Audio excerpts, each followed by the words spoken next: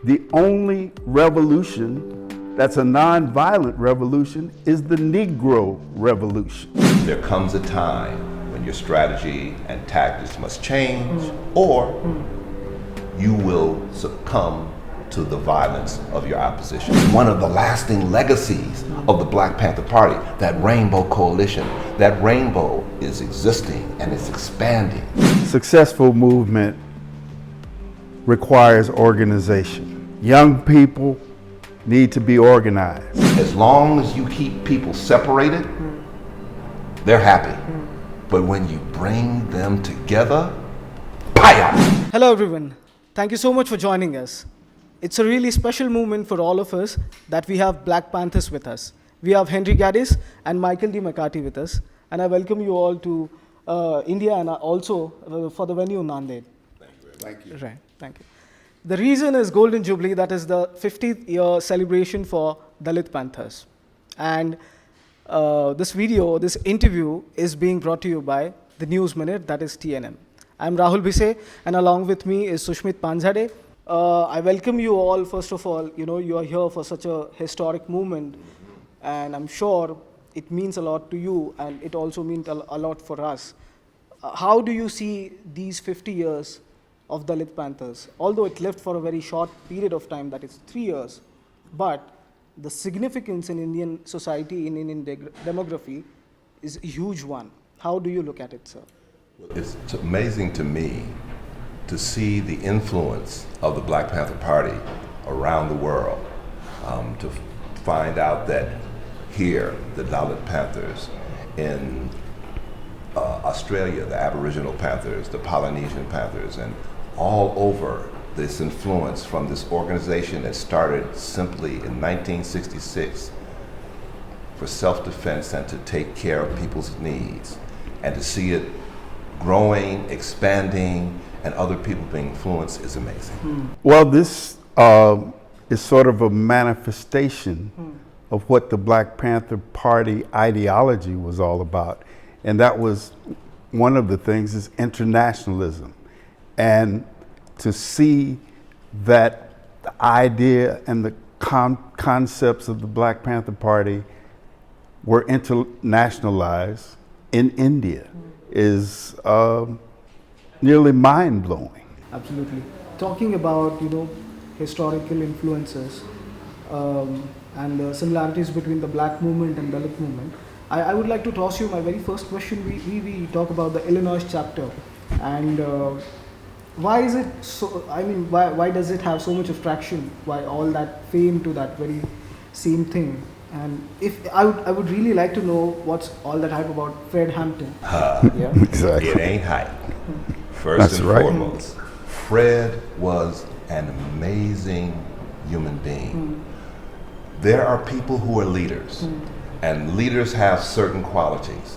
Some leaders are great organizers, some leaders are great speakers, some leaders are able to look at people and put them in the right place, and so on and so on. Fred was all that in a bag of blue corn chips organic. He could do all of that. And we have these situations that we experience, and we've seen how, for me, one day he sent me to give a speech in his place. I'm replacing Fred Hampton giving a speech. But because he sent me, that meant he had confidence that I could do it, and I rocked. Because he gave that to me, he imparted that to me. I know Hank's got some stuff. Well, for me, the two greatest leaders to come out of Black America at the mid-20th century were Martin Luther King Jr. and Malcolm X. And Fred Hampton was a fusion of the two. He had the eloquence and the delivery in his oratory like Martin Luther King, but he had the fire in his ideology like Malcolm X. And so you have to remember that he was basically 19 years old doing these kind of things of the two greatest leaders out of the black community who were in their early 30s. Fred was doing the kind of things fused between Martin and Malcolm. So I'm sure, like at such a young age, that person was pulling very great tasks and reaching the heights that these two great people you just named, were doing. So can you tell us more about the Illinois chapter? Well, the Illinois chapter was formed in early November of 1968. Fred Hampton and Bobby Rush, who was the Minister of Defense, and Bob Brown, who was a veteran of the Student National Coordinating Committee, right? Student Nonviolent Coordinating Committee. The three of them, along with some other individuals, got the approval from the national headquarters of the Black Panther Party in Oakland, California. And in early November of 1968, a venue was found to open the Illinois chapter office. And as a result of that, the membership started to grow. I was one of those people that was the started to grow thing, because I learned about the Black Panther Party in reading Ramparts magazine, reading about their what they did at the Sacramento Capitol, and finding out the things they'd done in the community. So when I found out there was a chapter in Chicago on the west side where I grew up, I was there.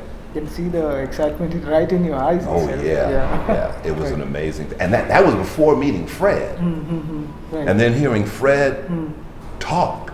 I'm not talking about his speeches, just when he spoke to you. Right. He spoke to you, he looked you in the eye, and it was just an amazing thing. I'm blessed to have met such a person, much less having been under his influence. Right. Well, again, let me go back to Malcolm X. And what he talked about was revolution.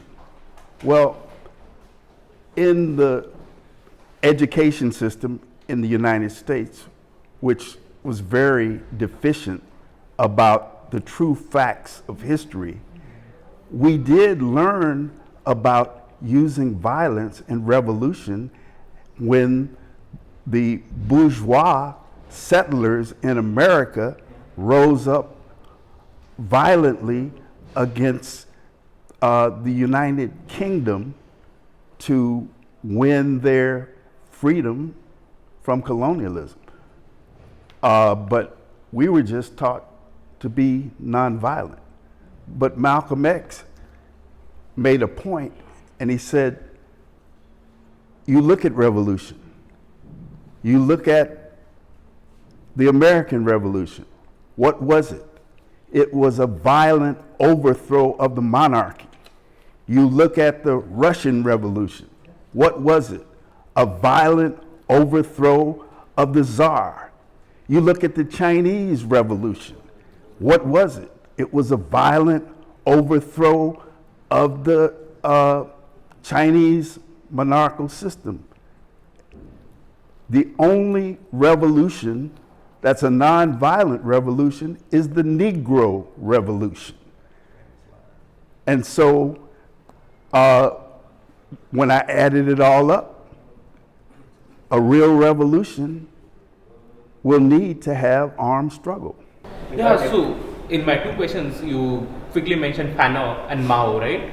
So do you think so they are your inspirations? It was within the party that I got connected with the concepts of Mao Zedong and deeper into the concepts of Frantz Fanon, and looking at history as you must do if you're going to be involved in historical activities, You see the nature. You can't be afraid to face the fact that you will have to confront violence, and you can't always confront it with nonviolence. You do what you can when the situation demands a change in strategy. You change your strategy. Michael was in the pedagogic department of the Illinois chapter. He was on the education cadre. So he was responsible for making the points about Fanon and about Mao Zedong and other aspects of Marxism, Leninism. He's answered it. Henry sir, I would like to get your attention to the previous answer that you were talking about the violence. You also talked about the Negro Revolution as one of the biggest, where violent overthrow of discriminatory regimes were happening, and it happened all over the world. We have the similar episode happening here in Indian context. We have the Dalit Revolution, which is a non-violent one, where Baba Saheb Ambedkar first went and tried to do a satyagraha to, get the access of a pond, Chaudar Tale that we call it. So we have such episodes here in the Indian context as well. As far as Dalit community is concerned, we have always been very non-violent, very constitutional in our means, just in order to live a life of a human. And I can see similarities in the lives of black people in US context as well. So my question to you is, how do you see familiarity between these two islands or these two movements? The icon of nonviolence in the so-called Negro Revolution was Martin Luther King Jr. And how did he come to his demise? He was violently assassinated. When you talk about India, and we look at the dynasty of the Nehru family, how did Indira Gandhi meet her demise? And how did Sanjay Gandhi meet his demise? So how can we take out of the question— It was Rajiv Gandhi. I'm sorry, Rajiv, I stand corrected.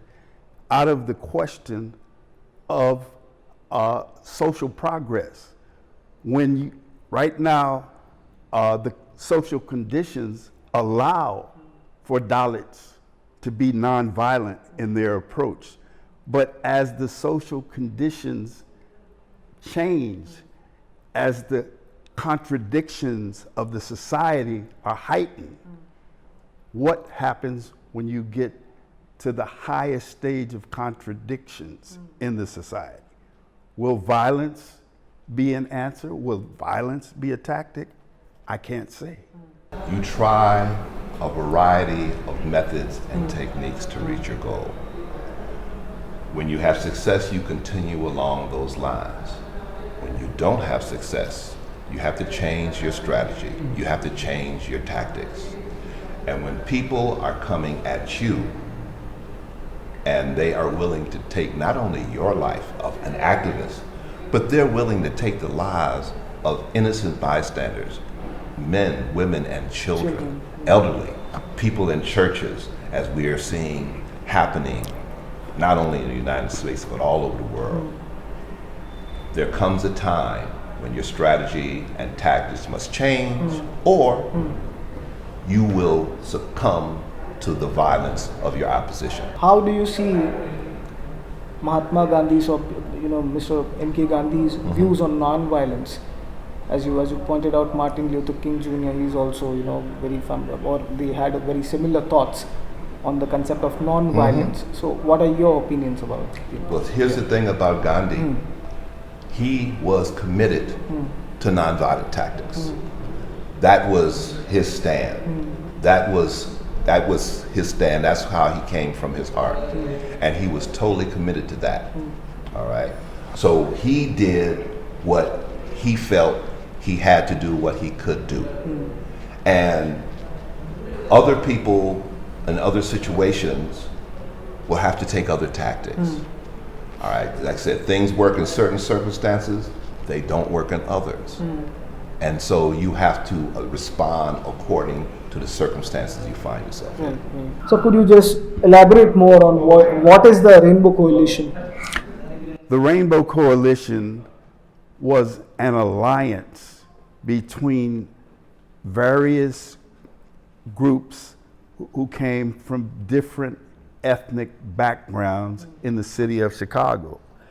The Rainbow Coalition was an alliance that came together around the concept of poverty, not around the concept of ethnicity, not around the concept of skin color, but around the concept of poverty, where young activists who may have been involved in street gangs, what was called street gangs, but became politicized because of the social conditions at that time.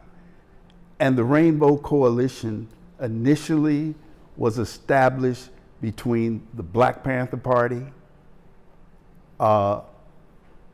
that basically was an outgrowth of the black community in America, and the Young Lords, who were primarily of Puerto Rican ethnicity and who supported the independence of Puerto Rico, one of America's long-held colonies, and the Young Patriots, who were from a region of the United States known as Appalachia, where poverty and other negative social conditions existed. What we discovered through our organizing contacts, through our organizing efforts, was that we would go to various communities as Black Panthers and learn about, observe what was happening in those communities. And when we went to this community on the north side of Chicago, we discovered white poverty. We discovered white people that were being harassed by an occupation force of police in their community, harassing them. And we discovered that their living conditions were not up to humane standards. They lived in what we call tenements, which are apartments that were infested with vermin like roaches and rats. And so we also had a member of the Black Panther Party, Bob Lee, who had innate abilities in organizing. His organizing skills were superior. He was able to reach out and find common themes and commonality with white people, poor white people, who had traditionally been viewed as enemies of black people because they had come out of a culture of the southern part of the United States, which represented the Confederacy, the government, the anti-government that supported slavery and rose up against the United States in a civil war to maintain chattel slavery and the exploitation of people of African descent. So there were these existing animosities, but because of the social conditions of the people who lived in Appalachia and who migrated to Chicago, we were able to see this common thread because we were all suffering from some of the same issues of injustice, poverty, and poor education, and so many other things. I mentioned also the young lords who were led by a very dynamic young man by the name of Jose Chacha Jimenez. And he had been involved in a lot of activities that were considered criminal as a young man. So he had been arrested. He had spent time in jail. And but he was also the head of this gang that called themselves the Young Lords. He was in jail, and he happened to be in jail at the same time as Fred Hampton, the deputy chairman of the Illinois chapter of the Black Panther Party. And they found common ground. When Chacha was released from jail, he helped to politicize the membership in the Young Lords to change from just gang activities to being a political organization of activists to challenge the injustices in Chicago. Thank you so much, Andy. So, Michael, so what is your take on it? Here is something to observe regarding the power that came from the Rainbow Coalition. We referenced Malcolm X earlier.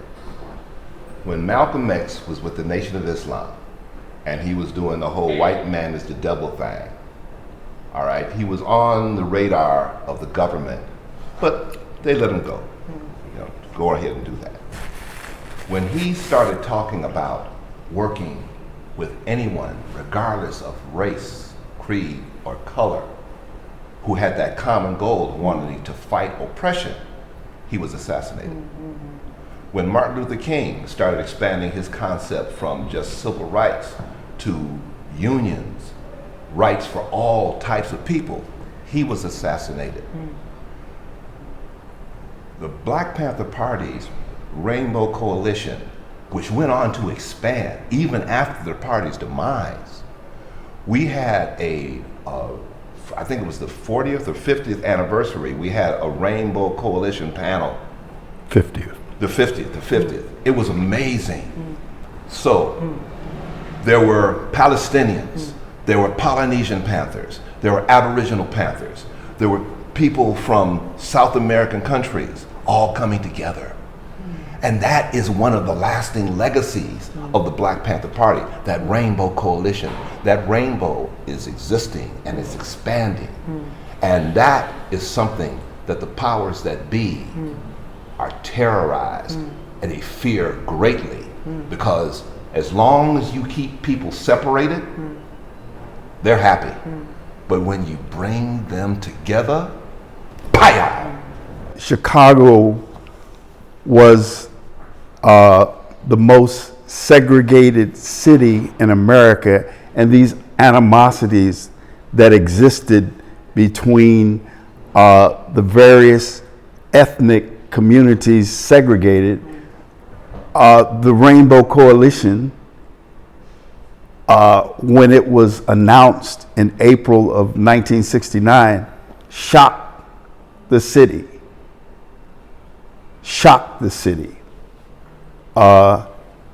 And the politicians of the Chicago Democratic machine, of the Cook County Democratic machine, began to sit up and take notes on what was happening. It was just a shock to see young people in Chicago who had been enemies, so to speak, who had been fighting in the streets and violently against the others, coming together, talking about forming an organization to challenge the injustices that were occurring. So now talking about the Rainbow Coalition, right? I have something contradictory question to ask, right? So whenever there is a movement, whenever there are people involved, right? there are bound to be internal disagreements, conflicts. So how did Black Panthers survive this? Ooh, that's a good question. How did we survive it is the question. One of the things we talked about what the government does. So the government had a program called COINTELPRO, Counterintelligence Program. Counter. And the counterintelligence program's primary function was to cause disruption in organizations and agencies that were working for the people. And so COINTELPRO sent into all types of organizations agent provocateurs in the Black Panther Party, in SDS, in the young, any group. Students for Democratic Yes. Society. Any group that was working towards progressive ideas and concepts, working to make alliances and what have you, COINTELPRO came in. And what did COINTELPRO do? They went in and they tried to find, okay, this person doesn't like that person. How can I cause a friction between them? This organization and this organization are coming together.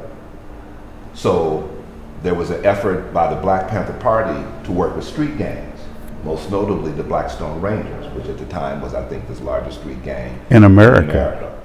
And so what did the government do? They had agents go in each agency saying, you know, those Black Panthers are setting you up. Those Blackstone Rangers are setting you up. And you just fill in the names of whatever organization, because that way there was hesitancy, there was friction, and it kept alliances from happening, or there was a great effort to that. And then within the organization itself, our head of security, William O'Neill, was the FBI plan.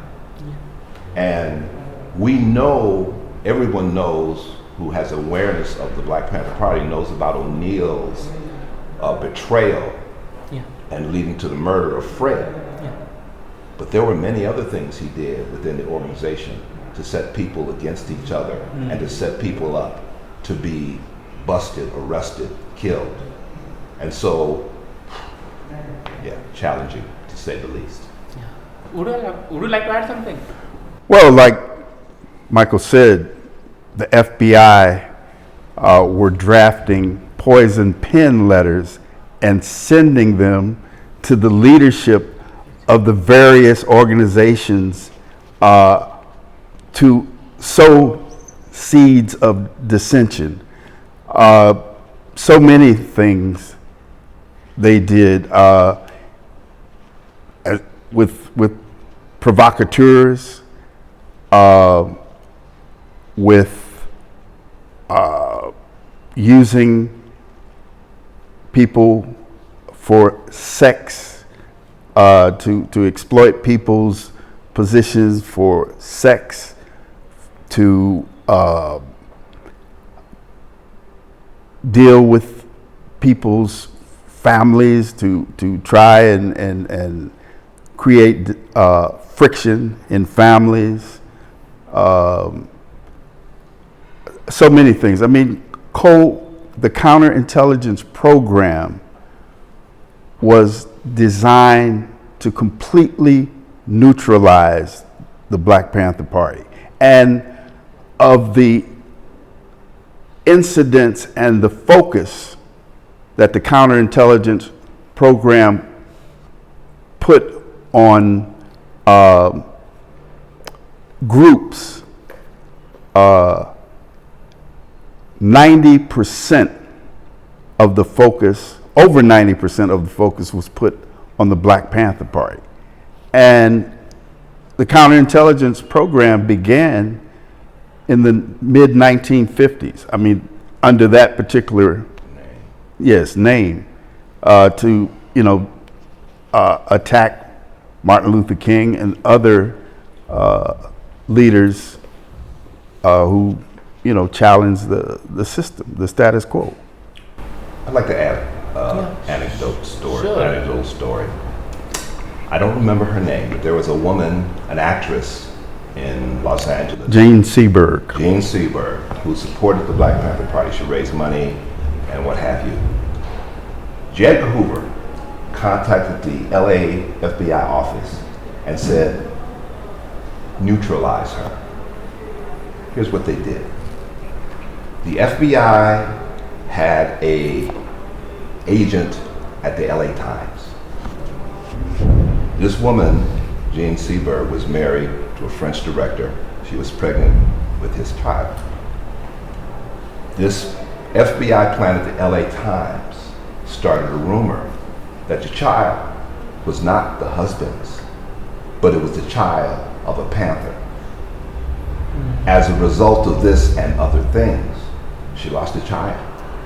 She committed suicide. J. Edgar Hoover sent a commendation to the LA office for a job well done. Okay? No limits for his evil or that evil. Several letters were sent to Martin Luther King to commit suicide because the FBI had been bugging the hotels where he was staying, calling Coretta King, Mrs. Martin Luther King, and telling her about sexcapades of Dr. King. It was just low, foul things. Keeping up with the Rainbow Coalition thing, right? So there were so many external threats like FBI and others, but internally in the Rainbow Coalition, since it was ever expanding, right? So what was the strategy to keep it together? Well, initially, when I joined the Black Panther Party, I was assigned to the field cadre. And the field cadre goes into the community and basically organizes various elements from within the community. And my leader, my section leader, was the field secretary, Bob Lee, who, if you ever have the opportunity to watch the film American Revolution 2, you will see him in action organizing. And that film became such a success that the national headquarters of the Black Panther Party sent an order to the Illinois chapter to say, have Bob Lee and the leader of the Young Patriots take that film on the road, use it as an organizing tool, and use it as a fundraising tool. So when Bob Lee left on the tour, there was an opening for a field secretary. I was a field lieutenant.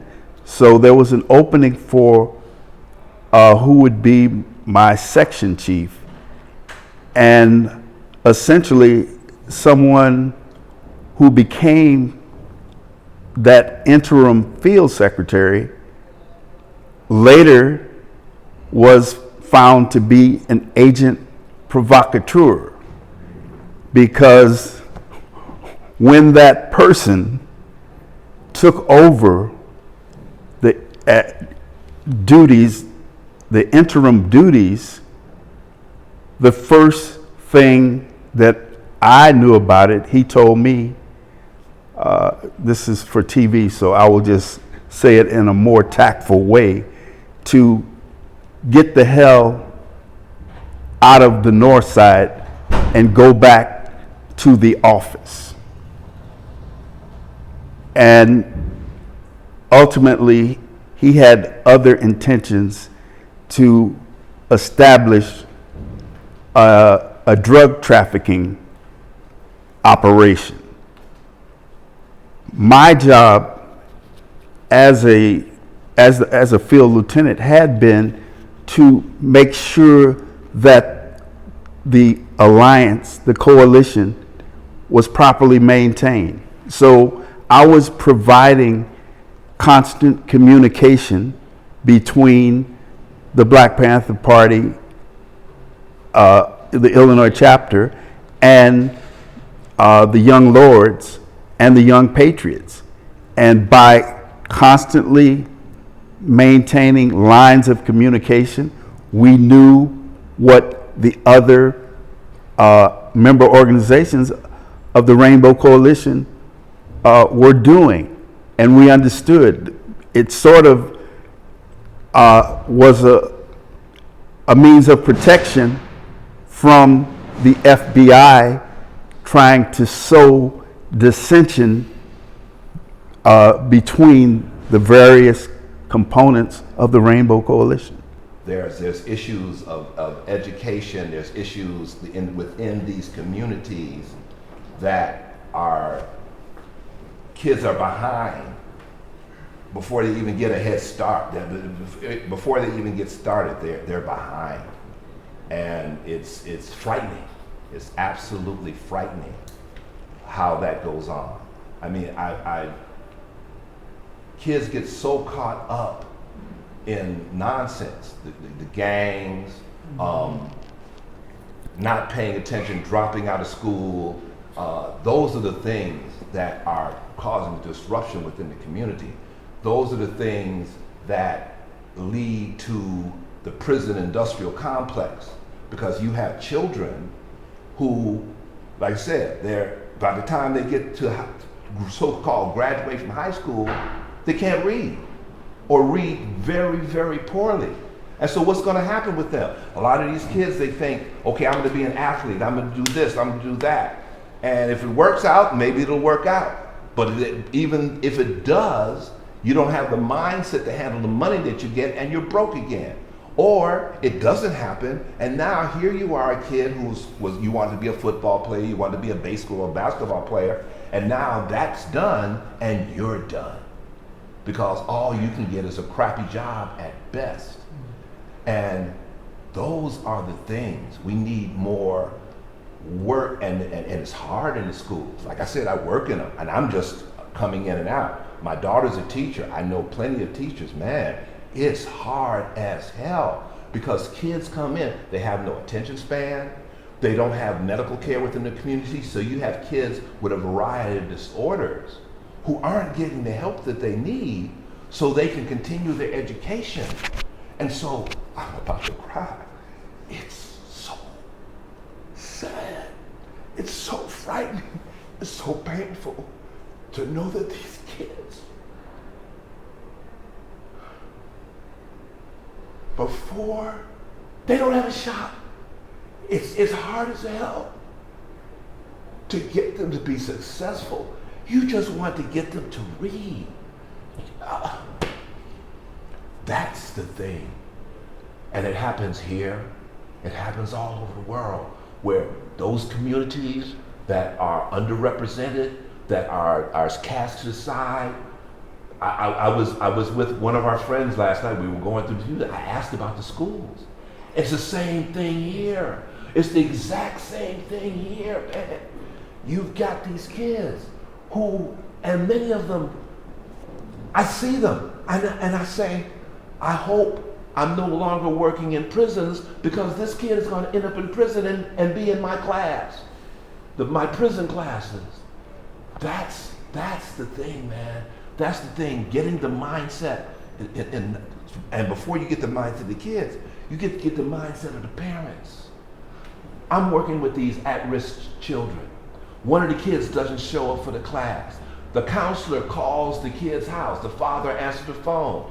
He says, Mr. So-and-so, I'm the counselor at the school, and your child isn't here yet. Why are you calling me? Click. We're dealing with those kinds of things. Kids who come in and just want to be badass. They want to fail. That's the frightening thing. Their minds have been so corrupted that they think that failing, that not learning is cool. That's the insidious thing that is destroying poor people all over the world. all over the world. That's the issue. It's hard, man. I love the work that I do, but I see these kids in the prison, and I work with, I got 18, 19, 20 something years old, and I can see the ones, generally, that they're coming back. I see folks, honest to God, they get out, they finally clear their sentence, they get out of prison in the morning, they're back in the evening or the next day. All right? I see this, I see these kids.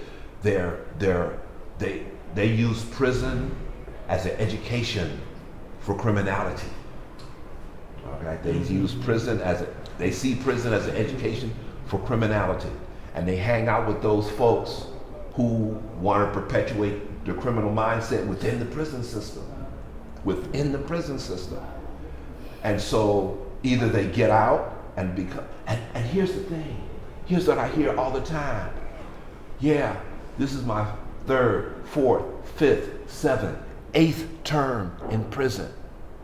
All right? And I hear them talk about when they come back, when they will be coming back to prison.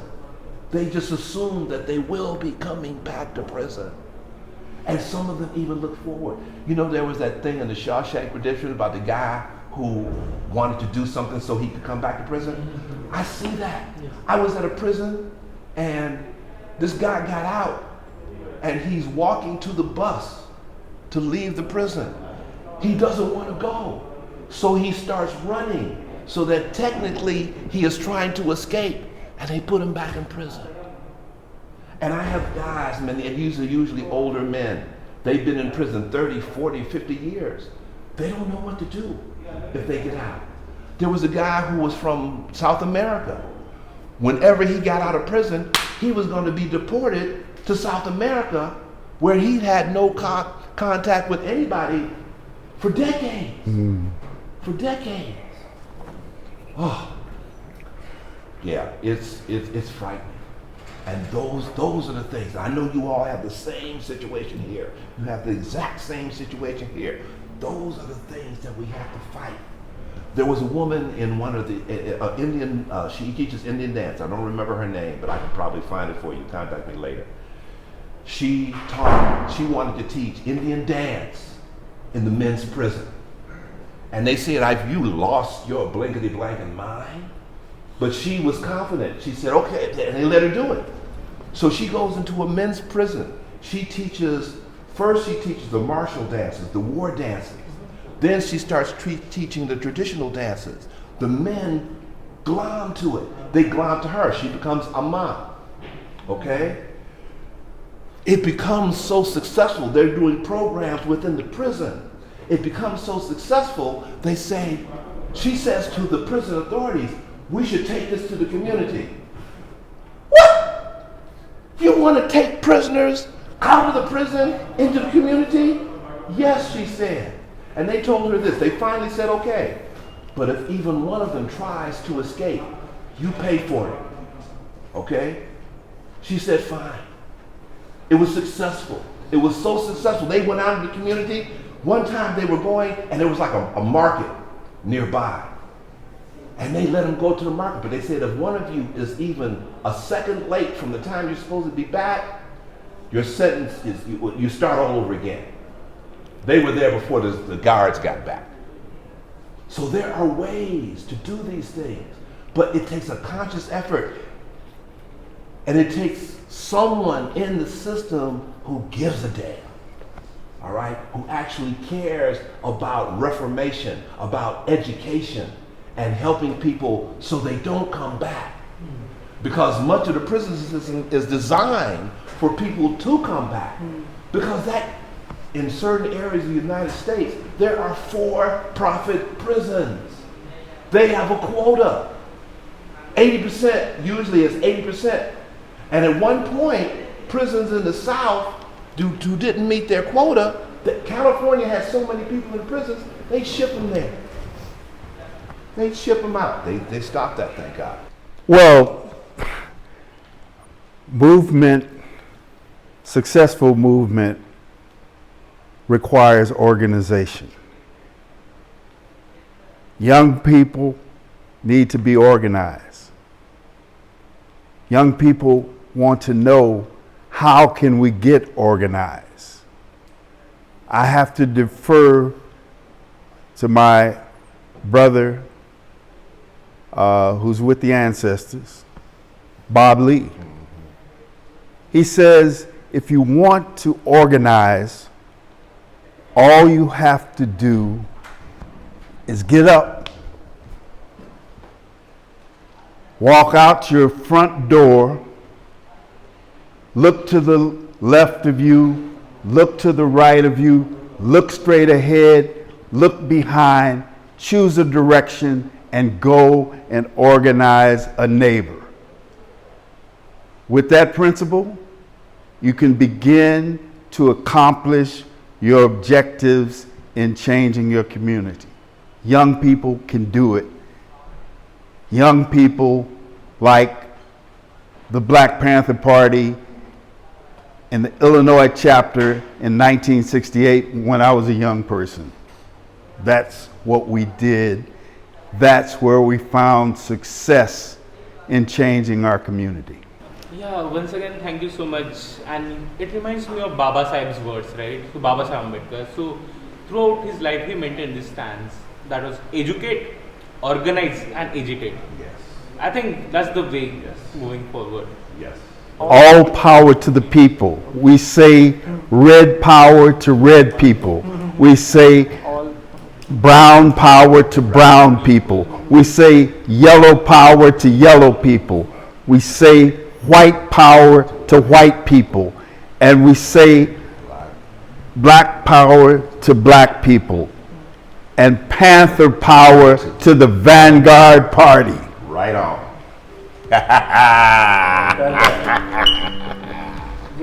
And Jai Bhim. Jai Bhim. Jai Bhim. Jai Bhim.